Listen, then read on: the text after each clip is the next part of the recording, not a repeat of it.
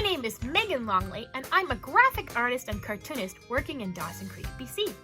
I've been a newspaper cartoonist, an art teacher making art with awesome students like you, and I graduated from Capilano University's commercial animation program.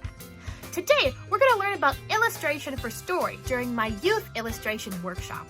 It's targeted for students who are 8 years and up, but if you're an older artist, you can have lots of fun making art with me too. We're going to learn all about composition, color, character design, and more. All building blocks that are going to help us bring our stories to life with art. You can print the workbook that we're going to be using today and work along with me. Or you can just use this video and a few simple supplies.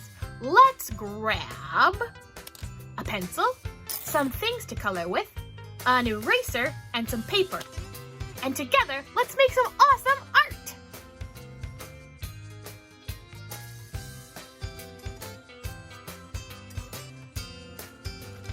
The very first thing we're going to talk about today when we're learning about illustration in our workshop is composition.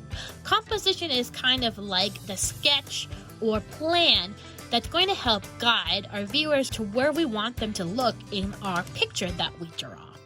So any kind of art that you make, if it's a picture that you're taking with a camera or a painting or a comic, all of those things are going to use composition. A really great way to learn some really basic stuff about composition and how we plan a picture is using the rule of thirds. The rule of thirds is when you divide a page or the thing that you're making your art on into 9 equal squares. So you're going to draw 3 evenly spaced horizontal lines. So that's lines that are going from left to right. And you're going to draw 3 evenly spaced vertical lines. So that's lines that are going up and down. And it's going to make a grid.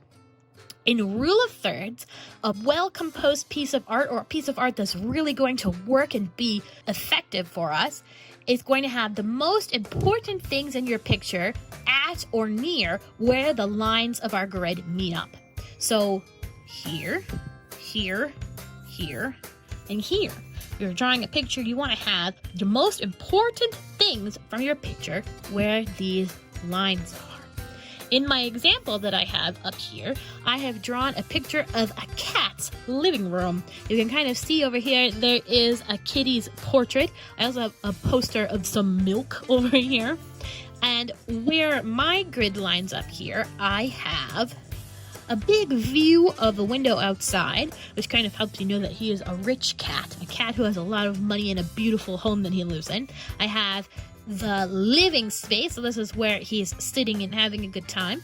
I also have a big TV and entertainment system and a mouse toy that he sits on. These are all things that are kind of like, when you look at where these points in our grids meet up, it tells you something about the character who lives in this environment.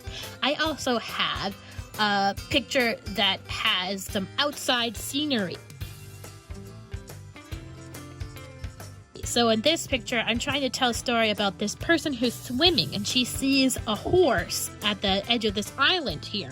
The most important things here are our subject who is looking at this horse, our horse, and also the environment that they're in. If you're drawing an outdoor scene or somewhere that has the ground or what we call the horizon line, we should try to make it so that part of our picture isn't right in the middle.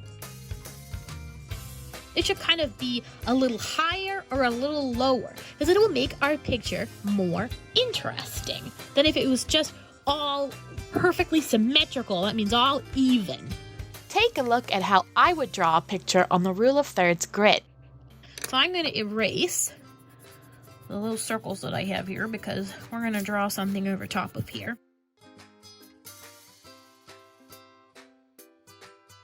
And I'm going to draw some kind of like hills here. And I'm going to draw, I think, like a cool house. Yeah, I'm going to draw a sweet, spooky house here.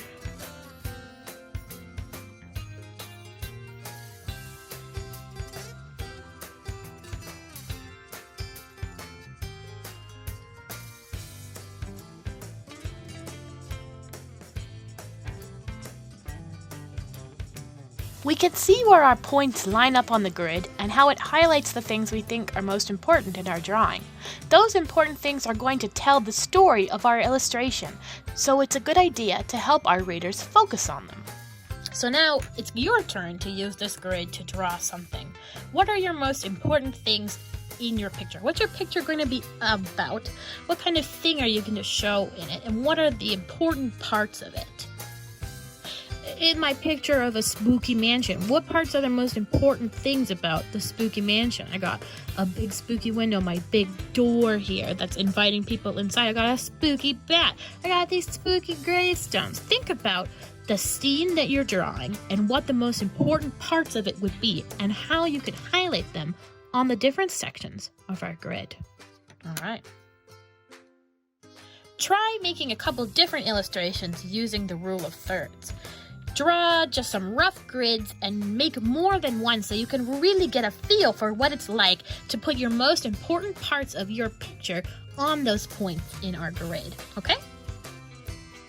So another part of composition that's really special to what we're doing, which is making illustrations for a story, is planning out where our words or text are going to be with the pictures that we're drawing. So if someone else has written a story and we're drawing pictures for it, or if we wrote the story and we're drawing pictures for it, we really need to think about where our words are going to be on our page and how they interact with our pictures that we're drawing. So where can we put the words on our picture or on our illustration? Words can go on the top, on the side, on the bottom. Words could be handwritten, like a fun way, like a sound effect, like zap or kapow. How can you make your art stand out with the words that you're planning to put on the page? Words could guide a reader's attention. It's important to plan where the words will be and leave a spot for them in our art. I have this picture of this dinosaur here, and he is eating a delicious cookie. My text here is handwritten and says chomp, and the chomp is big over here and it's little down here. So when we read it, we're looking down the chomp and we're going through his mouth to where he's eating this tasty cookie, and then we're coming out to where it says yum! And so it's guiding us to pay attention to what's happening in our picture. This other example that I have here is the different places that words can be on our page. So I have the cat was asleep, and it's kind of in the middle, and it's guiding our attention down to this sleepy cat at the bottom of the page. But then the next page says the cat woke up, and I have the cat at the very top of the page, kind of the opposite of what we had before, to sort of surprise you with this big text and his funny face up here. It's really important to think about what the words say and how we can use those and our pictures to work together to make a really good page. If we just kind of draw a picture and we don't think about the words, it's going to be not as effective to tell the story that we want to tell. It's really important to think about how they work together because they all make an illustration.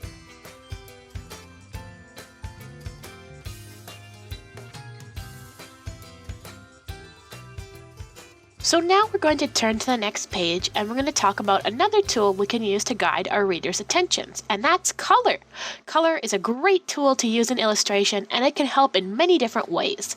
Color can guide our readers' emotions, and it can even direct their attention to certain parts of our art. So I have said, some colors can make us feel emotion. What colors make you think about being happy? Bright yellow, warm orange, or exciting purples might make you feel happy. What colors make you feel sad, negative, or stressed? Deep blue, bright red, maybe really bright green. If we use those colors in our picture, it can help people understand what we're trying to show them in our illustration. So let's try to use colors to support our illustration. So I have written here, I'm feeling, and then we're going to write the feeling that we're feeling. We're going to draw our picture, and then we're going to use colors to try to help people see what we're feeling. And then the same thing on this side. We're going to try to do two different things. I already did some examples, and I'm going to show you what mine are. So I put, I'm feeling happy, and I drew a very happy kitty down here. So the colors that I think are kind of happy colors are bright warm yellows and this exciting pink down here. So I have this very happy kitty, and I have used these bright colors to kind of make a happy picture. The other picture that I have says here, I'm feeling lonely. And I also used composition and color to try to make the feeling of being lonely. So this kitty looks pretty sad, and instead of being big and close up to us, instead of being right near us, he's kind of far away. In my composition, I've placed him farther from the camera with lots of space around him, so it really feels like a lonely picture. Then I used some dark blue and some darker colors, a darker orange, so that it looks really different, makes a contrast from these brighter, happy colors. And that overall makes kind of a lonely, far away feeling for our picture. Now, another thing that you could learn about when you're using colors in an illustration is the color wheel and contrasting colors. Contrasting colors are colors that are opposite on the color wheel. So if you're using, for instance, the color orange, on the color wheel, the opposite color from orange is blue. And if you use them together, they can make each other pop in a picture, or they can make the reader's attention go from one part of the picture to another if you really want to highlight something. So if I really wanted to make people notice my lonely kitty, I would make him orange, and then I'd make the background blue, and the kitty would really, really stand out. Some other opposites on the color wheel that we have are red and green, and also purple and yellow,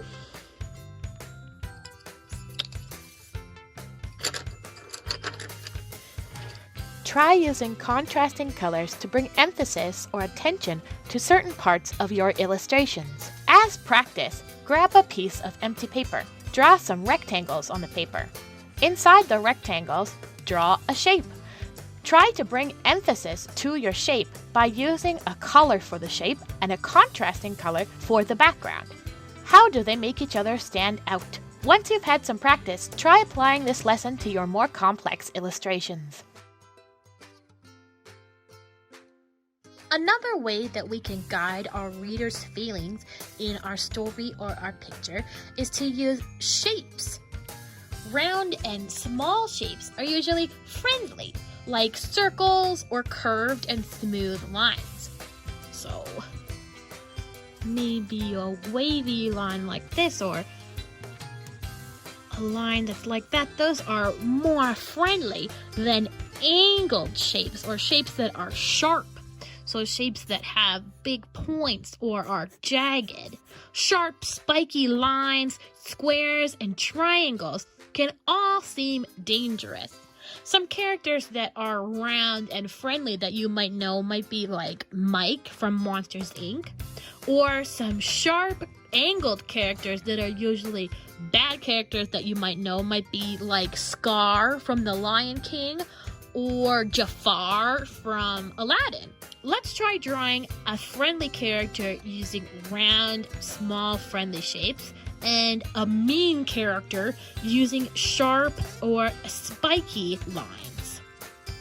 This is a big part of character design, using different shapes and different lines to help people know about the character. So you can look at a character and know something about them without even having your story written out yet. So if there was no words and a person just looked at a character, they would already know something about them just from the shapes or the colors that they were. So I'm going to draw, let's draw a friendly dog and a grumpy mean dog. So our friendly dog is going to be full of happy round shapes here.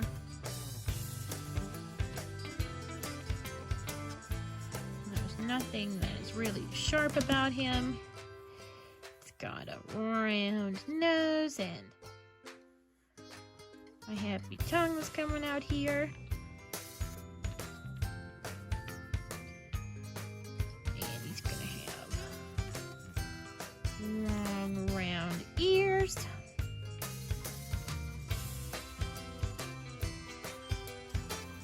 And some round arms.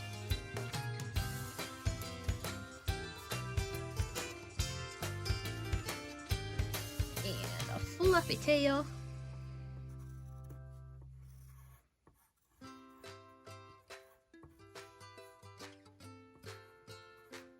Shade in this back leg here, so you know it's kind of farther away than our other front leg here. So there's our happy, friendly puppy, and then we're gonna draw a grumpy, mean doggy.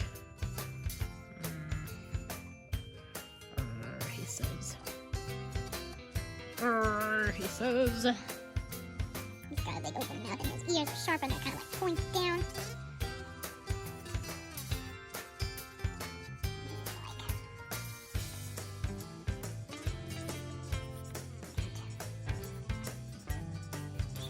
Legs here. He's kind of bigger than this little puppy too, so it's pretty intimidating.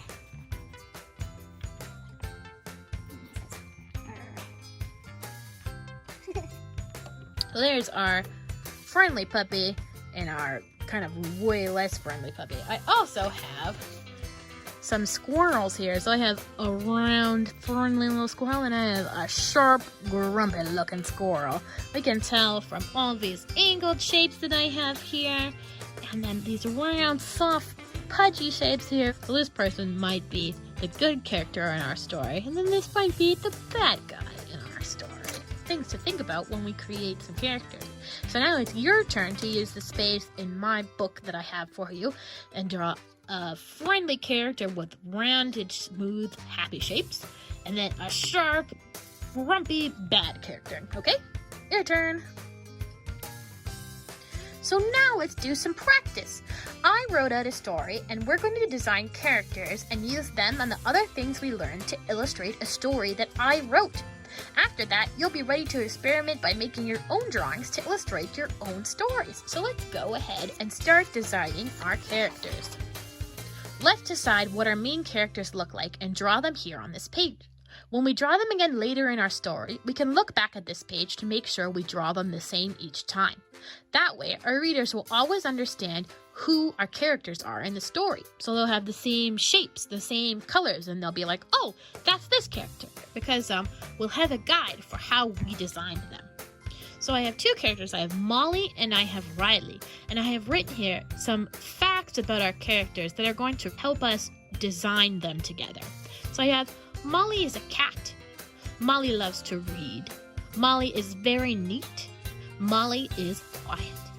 What can our characters wear to show the reader these things about them? What colors can we use to show these things about our characters? What shapes can we use? Just like when we made our friendly character and our angry character before, the different things that we use to make up our character or draw can tell a story about them without even having any words on a page. So, like I said before, we have Molly, and Molly is a cat. Molly loves to read. Molly is very neat, and Molly is quiet. Then we have Riley. Riley is a dog. Riley likes to be messy. Riley loves sports, and Riley is often excited. So I already drew Riley and her friend Molly. So I will show you how I drew them and what different ways I showed their characteristics with my designs. Now yours can be different than mine, but I'm going to show you the different things that I did to express their personalities when I created them. So here's Molly. The way that I chose to show that you might be able to see that she loves to read is that I have glasses. I showed that she is very neat by having her clothes be very tidy. She has even hair and good bangs here, so her hair is not messy. That shows that she is a very neat person. She's quiet because she's kind of smaller, and the way that I've drawn her body, she's kind of drawn in on herself. She kind of likes to stay in her own personal bubble, and that shows that she's kind of quiet. I have Riley over here, and Riley is a dog, so I have kind of different dog-type shapes than I have for Molly over here, who has some kitty ears and a kitty tail. Riley has shorter ears and a fluffy tail. Her hair is really messy because she loves to be active and do different kinds of sports, so she has messy hair, much different than Molly. She has kind of sweatbands on her arms that show she likes to do different kinds of sports, and she's wearing shorts because she's more active. She has shoes that have spikes on the bottom because she's always running around and she loves to play soccer. All these different things show us parts of her character just by looking at her, and that's what we need to think about when we're designing our characters. So now it's your turn to draw Molly and Riley, different than I did, but still trying to show these different traits that they have. I'm really excited to see what your characters turn out like for our story. So now we're going to get into the practice story that I wrote for you to illustrate. We're going to use all the things that we learned so far in our story workbook to make these illustrations show what our words in the story say. I'm going to just go through each page, and then you can pause the video and draw a picture to go with the words that I've written. Then, after I've done the whole story, I'll show you my version, and we'll talk about the ways that I drew the picture to support the words that I had, and what you can do to make your illustrations effective like that, okay? So the first page says, Molly and Riley are best friends, even though they're different. How can we show Molly and Riley are friends in our picture? What kind of things might they be doing in the picture that show that they're friends? What kind of things do friends do? Maybe in our picture too, we can have them sharing an interest even though they are different. What kind of things can friends do together even though they like different stuff? What might you draw them doing together? So we turn the page and it says, today is Molly's birthday. Riley is excited to find Molly the perfect present. So how in our illustration can we show Riley is excited? What kind of colors could we use when we're finished drawing our picture that will make an exciting mood? What kind of ways can Riley's expression show us that she's excited? What way can we compose our illustration to direct people to see how excited Riley is? Think about where you're going to put Riley in your picture and what part of her expression you're going to highlight. Riley's worried that Molly won't like the present. It could be a disaster. How can we show Riley's worried? What colors could we use? What's in Riley's present? How can we use composition or colors to draw the reader's attention to the present that Riley has for Molly? So things to think about. What did Riley get from Molly? Molly likes to read. Molly is quiet. What kind of present could you get for a friend like that? This page says, the big moment is here. Molly opened the present at her party in front of everyone. What if it isn't the perfect present? There are lots of people at the party we need to draw. How can we get our reader to focus on Riley and Molly when there's a big crowd of people? What does the space at our party look like? Don't forget the present that Riley got from Molly. So when we compose our picture here, we need to make sure to put Riley and Molly at the point of interest in our picture. We also maybe might use bright colors for Riley and Molly, and then less bright colors for our crowd. And that way, the two characters who are most important will really stand out, even though they're in a big crowd full of people. So it's your turn to draw that now, and then we'll turn the page. Make sure you pause and draw what you think this page would look like. So here we have the last page of our practice story, and it says, of course I love your present. It came from you, says Molly. It turns out that friendship is the perfect gift for everyone. How can we show that Molly and Riley are friends in this last picture of our book? What was the present? Where and how are they going to use it? Let's draw it on this page. The very last picture in our story. It should have a big punch. How can we really show that Molly loves her present? What expression might she have? What colors might be in this picture? Let's try and think about what it could be like. If you need to take a pause for this part of the video and try drawing different versions of each of these pages, you can. Maybe do more than one of each page smaller, and then pick your very favorite one to make bigger and use that as your final illustration. Take your time and do a couple different versions so you get the very best one for each of your pages. After this, I'm going to show you what pictures I drew for the story. So here is the very first page. I showed Molly and Riley are friends by having them in Molly's room together, and they're reading a book about soccer because Riley really loves sports and Molly really loves to read. So even though they're two different people who like different things, they can kind of share an interest by combining their two likes together and spending time together.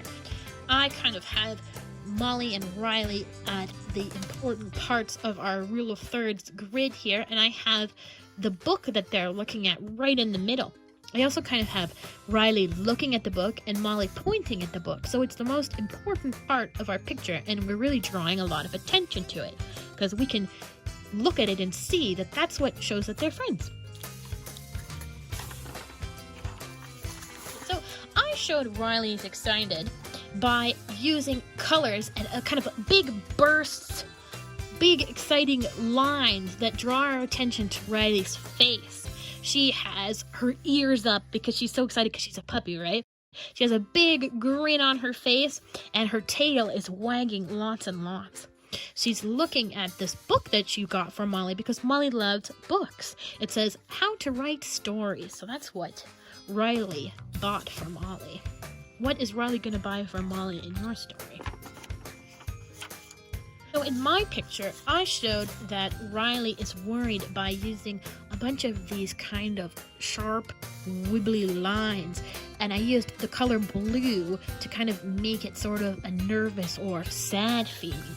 I also used a darker kind of purple because normally Riley is a light and a happy purple, but in this picture I layered some blue over top of her purple to kind of show the nervous feelings that she has. I also made sure that her expression really showed how nervous she was about Molly. She's sweating too. Oh boy, she's so worried about it. And then I have in this picture her imagining what Molly might feel about her present, and Molly's saying, "What a dumb present!" and she's stepping on it in the mud. Oh man, I hope that doesn't happen. We know it's Molly's birthday in this picture because I made a banner that says, "Happy birthday, Molly!" And this banner is kind of guiding us to look this way, so we're kind of directed over to Molly. Riley looks really nervous. Her body is kind of balled up really tight, and she has her hands near her face because she's so worried about what Molly will feel about her present that she got her. Her tail is kind of drooping down here because she's so anxious about it. It's not even wagging. Then I have Molly looking interestedly down at the present that Riley got for her. So we're looking from where Molly is looking here to the present that she got. Same with Riley. She's looking at the present too. So all of our focus is going to down here. We also have, I kind of made a circle here with yellow so that we're focused in the middle. And then on the outside of the circle, it's a darker purple.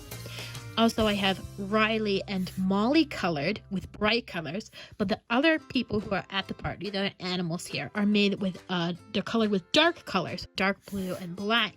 So they're in a group of people, but our most important characters still stand out because of the colors that we used in our illustration. I showed that Riley and Molly are friends in this picture by drawing them sitting together. They're close together, and it's obvious that they're having a really nice time together.